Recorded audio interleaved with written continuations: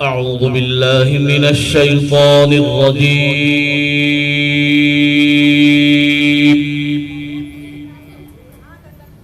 بسم الله الرحمن الرحيم.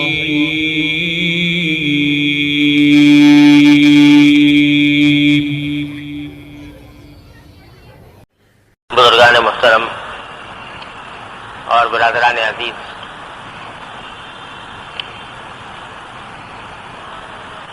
یہ ربیع الاول کا مہینہ چل رہا ہے اور ہمارے ملک میں جب ربیع الاول کا مہینہ آتا ہے تو سیرت طیبہ کی محفلیں اور سیرت النبی کے جلسے ہر شہر میں، قصبے میں، گلی گلی، کوچے کوچے منعقد ہوتے ہیں۔ اور واقعہ یہ ہے کہ نبی کریم سرور دو عالم صلی اللہ علیہ وسلم کا مبارک تذکرہ انسان کی اتنی بڑی سعادت ہے کہ اس کے بعد کا ہم آپ ادراک بھی نہیں کر سکتے۔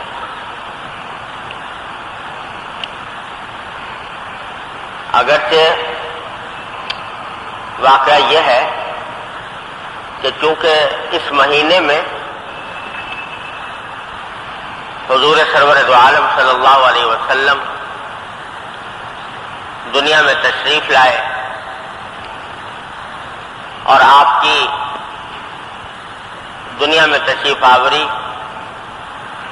نہ صرف اس دنیا کے لیے بلکہ پوری کائنات کے لیے اللہ جل جلالہ کا سب سے بڑا انعام تھا،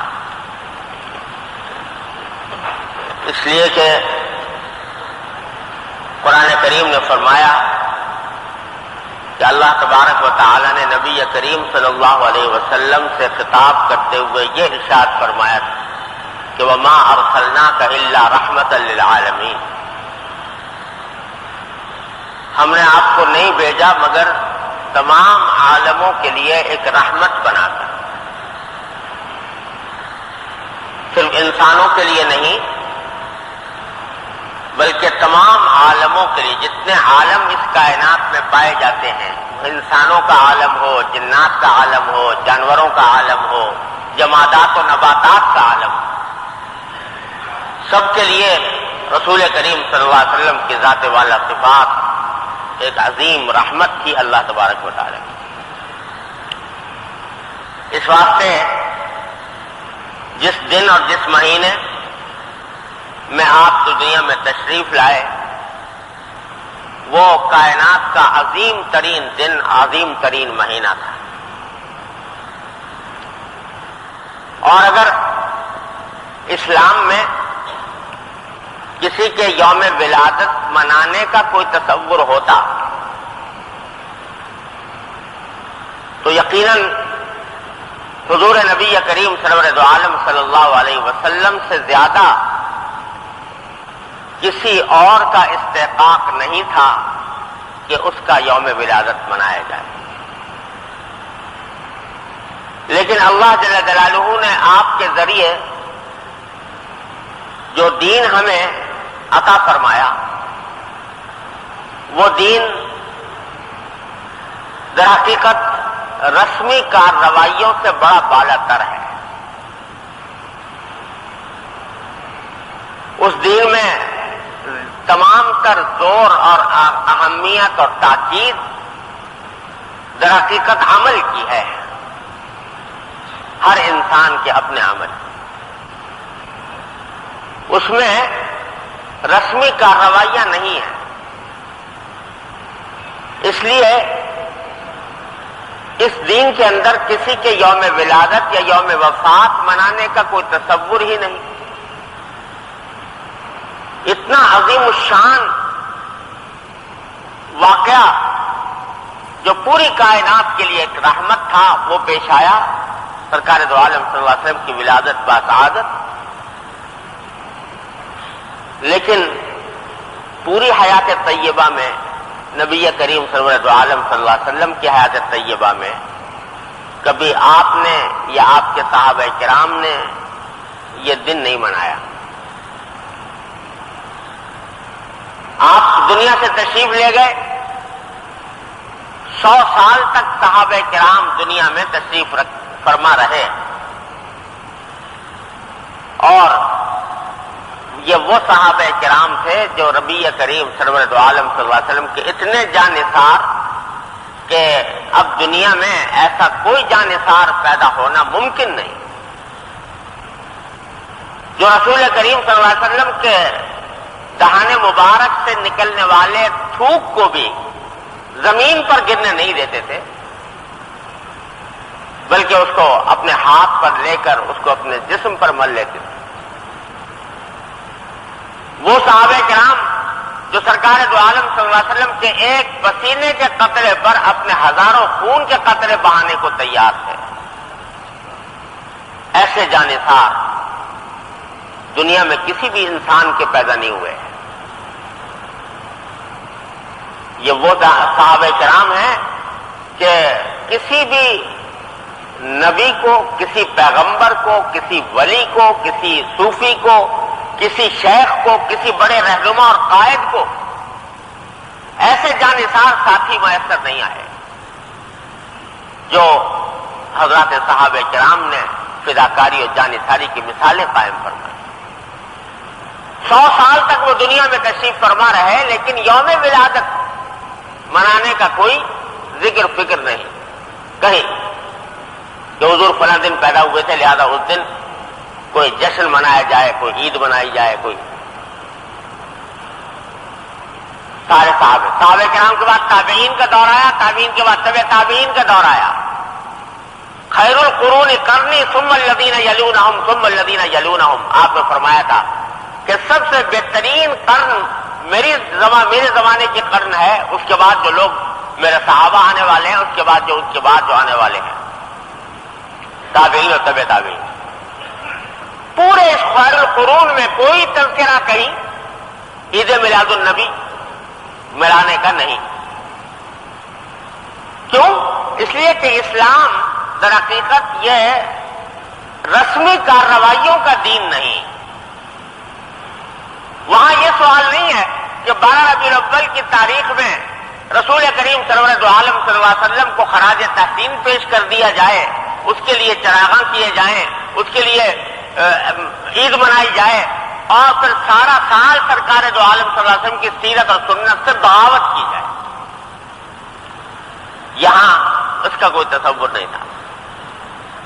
ان کا تو ہر لمحہ، ان کے 12 مہینوں میں سے ہر مہینہ، دن کے 24 گھنٹوں میں سے ہر گھنٹہ وہ اللہ جل جلالہ اور اللہ کے رسول صلی اللہ علیہ وسلم کا مجسم تذکرہ تھا.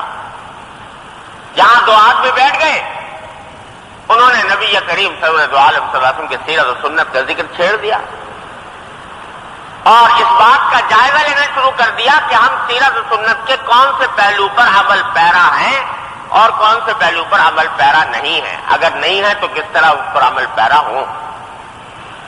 یہ تھا اصل پیغام جو حضرات صحابہ کرام نے اور تابعین اور تبع تابعین نے امت کو پہنچایا. حد یہ ہے کہ لوگوں میں مشہور تو یہ بات بہت ہو گئی ہے کہ حضور اقدس صلی اللہ علیہ وسلم کا یوم ولادت 12 ربیع الاول ہے، لیکن تاریخی تحقیق کے اعتبار سے یہ بات صحیح نہیں، کسی بھی حساب سے بیٹھتی نہیں. 12 ربیع الاول جتنے محققین ہیں تاریخ اور سیرت کے، انہوں نے ہر لحاظ سے اس تاریخ کو جانچ پرکھ کر دیکھ لیا کہ کیا واقعتاً یہ 12 ربیع الاول ہی تھی جب رسول کریم صلی اللہ علیہ وسلم تشریف لائے تھے دنیا میں.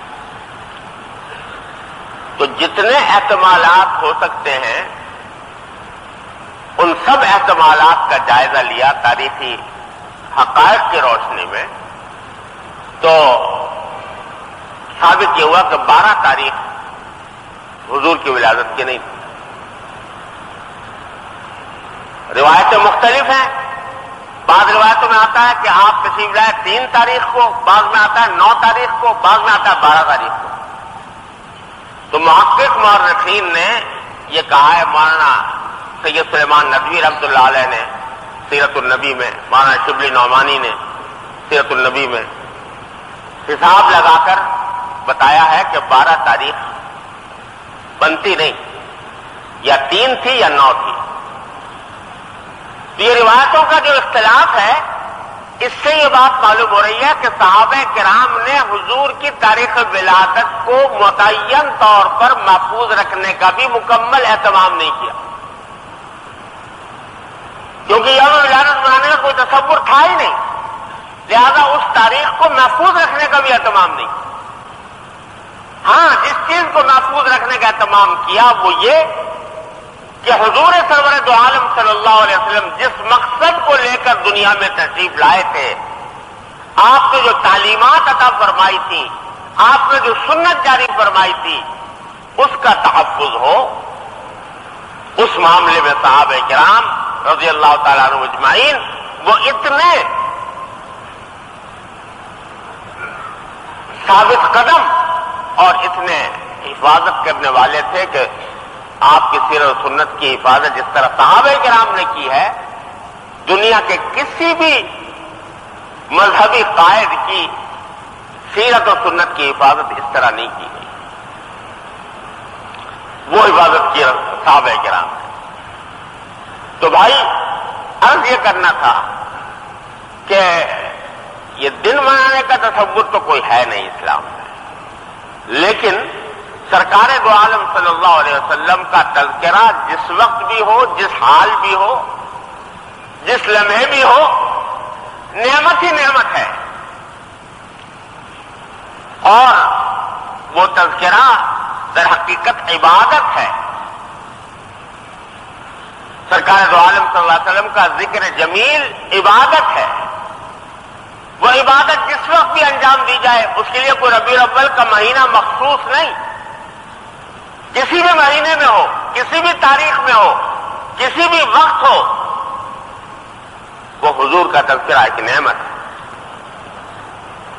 تو اگرچہ اس تذکرے کو ربیع الاول کے مہینے کے ساتھ خاص کر لینے کا کوئی جواز نہیں، یہ 12 مہینے جاری رہنا چاہیے.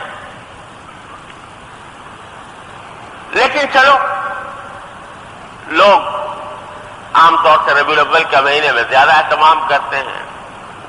جس وقت بھی ہو جائے نعمت ہے، اللہ تبارک و تعالی. ہاں، عقیدہ صحیح ہونا چاہیے کہ بھائی حضور کی سیرت کے لیے کوئی زمانہ مخصوص نہیں، اپنی سہولت کے لیے کسی وقت بھی آدمی کرتے ہیں. تو یہ محفلیں منعقد ہوتی رہتی ہیں مختلف علاقوں میں، اور اس لحاظ سے ایک سعادت ہے، ایک نعمت ہے کہ اس بہانے رسول کریم صلی اللہ علیہ وسلم کی ذکر مبارک کو بیان کرنے اور سننے کا موقع مل جائے. لیکن میرے بھائیوں، جو گزارش میں کرنا چاہتا ہوں وہ یہ ہے کہ صرف رسول کریم صلی اللہ علیہ وسلم کی سیرت کا بیان کر دینا اور سن لینا باوجود اپنی عظیم سعادتوں کے، تنہا یہ حضور کا مقصد نہیں تھا. حضور اقدس صلی اللہ علیہ وسلم اس لیے دنیا میں تشریف نہیں لائے تھے کہ آپ کی مدح اور تعریف اور منقبت کی جائے اور بس. آپ اس لیے تشریف لائے تھے تاکہ آپ کے پیغام کو دنیا کی آخری حدود تک پھیلایا اور پہنچایا جائے، اور اس پر عمل کیا جائے.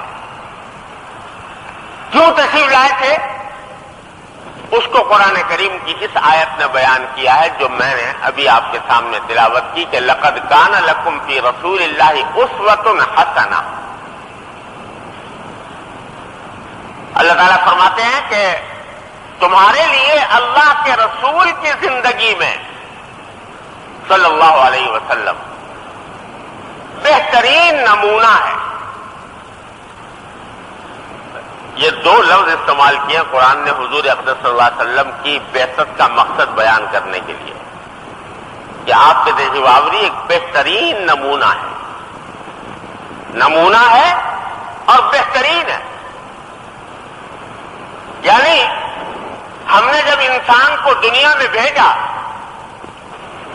تو اس بھیجنے کا کچھ مقصد تھا جو قرآن کریم میں دوسری آیت میں بیان فرمایا وما خلقت الجن والانس الا لیعبدون کہ میں نے جنات اور انسانوں کو صرف اس لیے پیدا کیا تاکہ میری عبادت کریں، میری بندگی کریں. اور بندگی کا معنی یہ ہے کہ اپنی زندگی میں اللہ تعالی جل جلالہ کے احکام کی مکمل اطاعت کریں، جو کام کرنے کا اللہ نے حکم دیا ہے وہ بجا لائیں، جس سے روکا ہے اس سے رک جائیں. یہ ہے بنیادی مقصد انسان کے دنیا میں آنے کا. لیکن انسان کی خاصیت یہ ہے کہ اگر اس کو زبان سے کوئی بات سمجھائی جائے تو سمجھ میں تو آ جاتی ہے بعض اوقات، لیکن دل میں نہیں اترتی اور اس پر عمل کرنے کا طریقہ اس کی سمجھ میں نہیں آتا محض زبانی تقریر کر دینے سے، جب تک کوئی عملی نمونہ اس کا سامنے نہ ہو. دیکھیے اللہ نے انسان کی خاصیت ایسی بنائی ہے کہ محض اگر اس کو زبانی کلامی کوئی بات سمجھا دی جائے تو اس سے وہ کسی ہنر یا فن یا علم کا ماہر نہیں بنتا. بس بہت سے جانور ایسے ہیں کہ جن کو تربیت کی ضرورت نہیں ہوتی، اللہ نے پیدا کیا ہے ان کو اور وہ خود بخود سیکھ جاتے ہیں. دیکھو مرغی کا بچہ وہ ابھی انڈے میں سے نکلا چوزا اور اس سے نکلتے ہی دانا کٹکنا شروع کر دیا. اس کو دانا کٹکنا سکھانے کے لیے کسی استاد کی، کسی معلم کی، کسی مربی کی ضرورت نہیں پڑی. لیکن انسان کا بچہ پیدا ہوتا ہے، اس کو کھلا دو تو پیدا ہو کر وہ روٹی کھا لے. پیدا ہوتے ہی نہیں کھا سکتا جب تک کہ ایک مدت تک پہلے دودھ پلائے گی ماں اور پھر اس کے بعد وہ دیکھے گا لوگوں کو کہ روٹی کس طرح کھائی جاتی ہے، پھر جا کر روٹی کھائے گا. مچھلی کا بچہ سمندر میں یا دریا میں پیدا ہوا اور پیدا ہوتے ہی اس نے تیرنا شروع کر دیا. اس کو تیراکی سکھانے کے لیے کسی استاد کی حاجت نہیں تھی، وہ تیرنا شروع کر دیا، اس نے خود بخود سیکھ گیا، اللہ تعالیٰ نے اس کے دل میں ڈال دیا. لیکن انسان کا بچہ ایک تیراک ہے، بہت شاندار تیراک ہے، اس کا بچہ پیدا ہو اور ڈال دو اس کو سمندر میں کہ وہ تیرنے لگے، نہیں تیر سکتا جب تک کہ اس کو تیراکی سکھانے والا کوئی معلم اور مربی نہ ہو. تو اللہ نے انسان کی خاطر ایسی بنائی ہے کہ اس کو کسی بھی علم یا فن کے جاننے کے لیے یا ہنر کے سیکھنے کے لیے کسی سکھانے والے کی، تربیت دینے والے کے عملی نمونے کی ضرورت ہو. وہ عملی نمونہ سامنے آئے گا تو اس کو یہ بھی جذب کرے گا، حاصل کرے گا، اپنی زندگی میں اپنائے گا. یہ اللہ تعالیٰ کی سنت ہے انسان کے بارے میں. کوئی کام دنیا میں دیکھ لو بغیر نمونے کے انسان سیکھ نہیں پاتا. روٹی پکانا ہے، روٹی پکانے کی ترکیب لکھی ہوئی ہے کہ بھائی اتنا آٹا لو، اتنا پانی لو اور اس کو اس طرح ڈالو. لیکن کوئی آدمی صرف یہ طریقہ دیکھ کر اگر روٹی پکائے گا تو خدا جانے کیا تیار کرے گا، جب تک کہ کسی پکانے والے کے سامنے بیٹھ کر نمونہ اس کے سامنے نہ ہو کہ روٹی کس طرح پکائی جاتی ہے، کھانا کیسے پکایا جاتا ہے. بڑھئی کا کام ہے، لوہار کا کام ہے، دنیا کے سارے کام ایسے ہیں کہ جب تک نمونہ سامنے نہ ہو اس وقت تک محض زبانی کلامی تعلیم سے انسان وہ ہنر نہیں سیکھ پاتا. اللہ تبارک و تعالیٰ نے یہ انسان کی چونکہ خاصیت بنائی ہے لہذا اللہ تعالیٰ ہی اس کو بہتر جانتے ہیں. تو انہوں نے جب کبھی دین بھیجا اور دین کی تعلیمات بھیجی تو ساتھ ایک نمونہ بھیجا کہ دیکھو یہ تعلیم ہے قرآن میں جو لکھی ہوئی ہے اور یہ احکام ہے، لیکن اس پر کیسے عمل کرو اس کے لیے ایک نمونہ تمہارے ساتھ بھیج رہے ہیں کہ دیکھو یہ ہے نمونہ، اس کو دیکھو، اس کو سمجھو، اس کی نقل اتارو۔ اس کام کے لیے بھیجا جاتا ہے رسول، سارے انبیاء کرام اسی کام کے لیے بھیجے گئے۔ یہی وجہ ہے کہ ہر کتاب کے ساتھ ایک پیغمبر، کوئی کتاب بغیر پیغمبر کے نہیں آئی، پیغمبر بغیر کتاب کے آئے ہیں، لیکن کتاب بغیر پیغمبر کے نہیں آئی، اس واسطے کہ کتاب پر عمل کرنے کا طریقہ پیغمبر سکھاتا ہے، وہ ایک نمونہ پیش کر کے دکھاتا ہے۔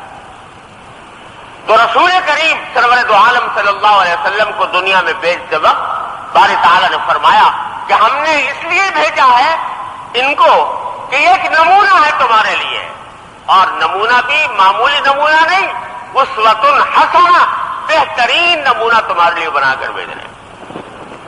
یہ اس لیے بھیج رہے ہیں کہ ان کو دیکھو، ان کے صبح سے لے کر شام تک کے طرز زندگی کا مطالعہ کرو، اس کا مشاہدہ کرو، اور اس کے ایک ایک ادا کو، ان کی ایک ایک ادا کو اپنی زندگی میں اس کی نقل اتارنے کی کوشش کرو، اس لیے بھیجا جاتا ہے۔ یہ ہے اصل مقصود۔ چنانچہ نبی کریم سرور دو عالم صلی اللہ علیہ وسلم کی حیات طیبہ میں آپ کو زندگی کا کوئی شعبہ ایسا نہیں ملے گا جس میں حضور کا نمونہ موجود نہ ہو، اور ساتھ میں یہ فرما دیا اللہ تعالیٰ نے کہ ہم نے یہ نمونہ کہیں سے فرشتہ اٹھا کے نہیں بھیج دیتے ہمارے پاس۔ فرشتہ اٹھا کے اگر بھیج دیتے تو آپ کہہ دیتے کہ صاحب وہ تو فرشتہ تھا، اس کو نہ بھوک لگتی تھی، نہ پیاس، مزے پیدا ہوتے تھے، نہ اس کے اندر کوئی خواہشات جنم لیتی تھی، تو اس کی ہم کیسے نمونے کی پیروی کرتے ہیں؟ قرآن کہتا ہے نہیں، من انفسکم، یہ نمونہ جو ہم بیچ رہے ہیں تمہارے ہی میں سے ہے،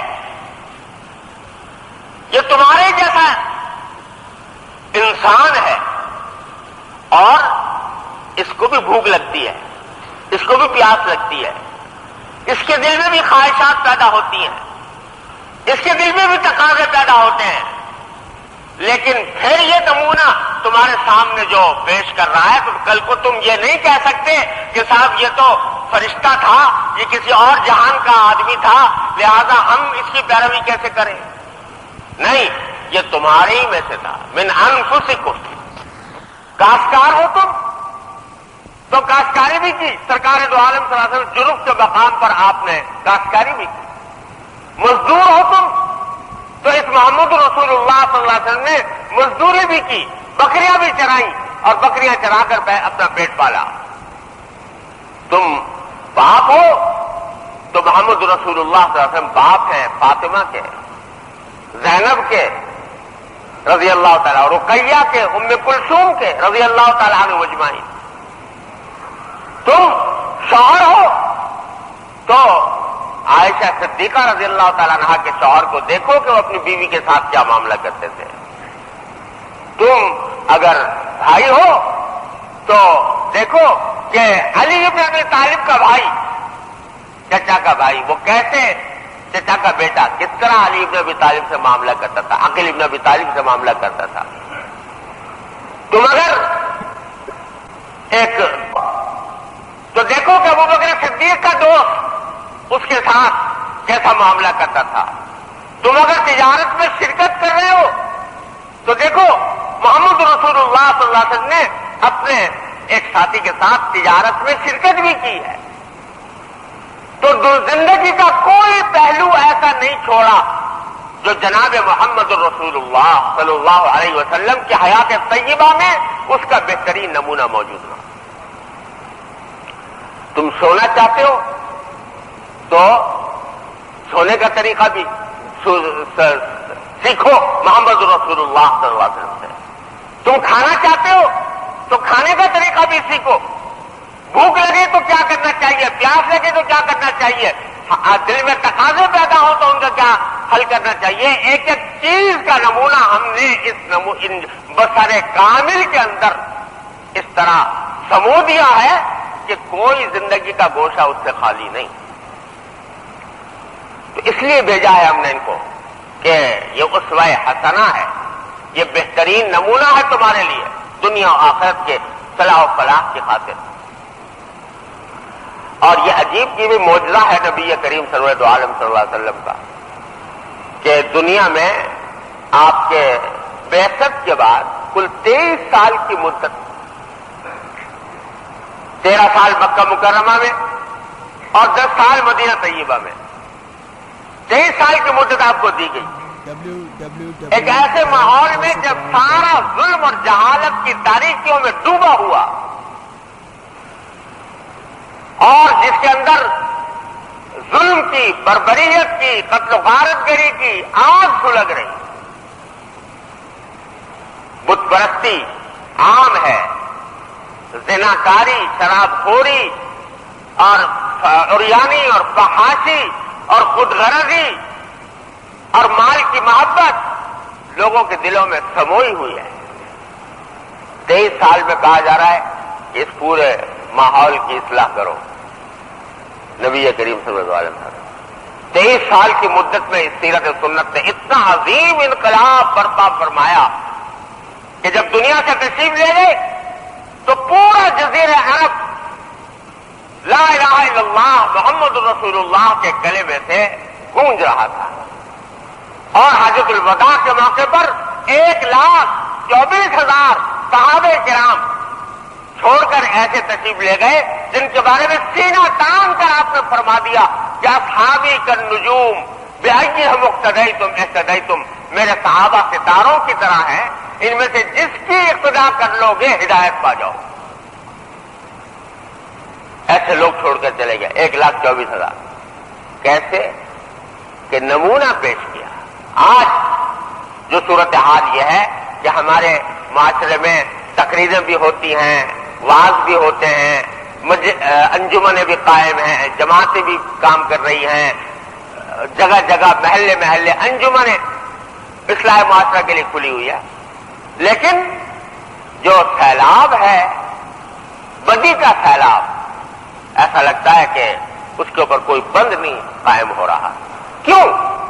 اس لیے کہ سرکار دو عالم صلی اللہ علیہ وسلم کی اصلاح کا طریقہ یہ تھا کہ جس بات کا دوسروں کو حکم دیتے پہلے اپنے اوپر عمل کر کے اس کا نمونہ، اس سے زیادہ عمل کر کے نمونہ دکھلاتے. اوروں کو 5 نمازوں کا حکم ہے کہ 5 نمازیں پڑھو، مرتبہ کے وقت میں کھڑے ہوتے تو پاؤں پر، رات کو تہجد کے وقت میں کھڑے ہوتے تو پاؤں پر ورم آ رہا ہوتا تھا. دوسروں کے ذمہ لازم نہیں کیا، فرض نہیں کیا، لیکن خود کھڑے ہیں تو پاؤں پر ورم آ رہا ہے. دوسروں کو حکم یہ ہے کہ 2.5% زکات دینا تمہارے ذمہ فرض ہے. 2.5% بس، اس سے آگے دو تو تمہارا اچھا ہے، ثواب ملے گا، نہیں دو تو کوئی پکڑ نہیں ہے. خود کا حال یہ ہے کہ روزانہ گھر میں جھاڑو ڈلتی ہے، جو آتا ہے وہ اللہ تعالیٰ کے راستے میں خرچ ہو رہا ہے اور اللہ تبارک و تعالیٰ کی راہ میں ایک ایک پیسہ جا رہا ہے. ساری عمر زندگی شاید حضور پر زکات فرض نہ ہوئی ہو، نصاب کبھی جمع ہوا ہی نہیں، لیکن جو آتا تھا وہ چلا جاتا. دوسروں سے کہا کہ بھائی خوش خلقی سے پیش آؤ لوگوں کے ساتھ، لوگوں کی بھلائی کا کام کرو، تکلیف نہ پہنچاؤ. خود کا حال یہ ہے کہ ایک ایک فرد کے ساتھ ایک بڑھیا بھی آ گئی اور حضور سے کوئی بات کرنے لگی، ہاتھ پکڑ کے لے گئی تو چلے گئے ساتھ، اور جب تک وہ بات کر رہی ہے تو اس سے اس کی بات سن رہے ہیں. یہ سب سنتیں چھوڑی ہیں نبی کریم سرور دو عالم صلی اللہ علیہ وسلم نے. تو اس وقت تک ہماری اصلاح نہیں ہو سکتی جب تک کہ ہم لوٹ کر اسی اسوہ حسنہ کی طرف نہ آئیں، جب تک اس مکمل نمونے کی اقتدا نہ کریں، اس کی تقلید نہ کریں، اس کی نقل نہ اتاریں. لہذا بھائی گزارش یہ تھی کہ حضور کی سیرت بڑا زبردست اور بڑی عظیم سعادت ہے، لیکن اس سعادت کا فائدہ اس وقت ہے جب آدمی یہ عہد لے کر، یہ عزم لے کر اس سیرت سنت کا مطالعہ کرے اور اس کو سنے اور بیان کرے کہ میں اپنی زندگی میں اس کو اپناؤں۔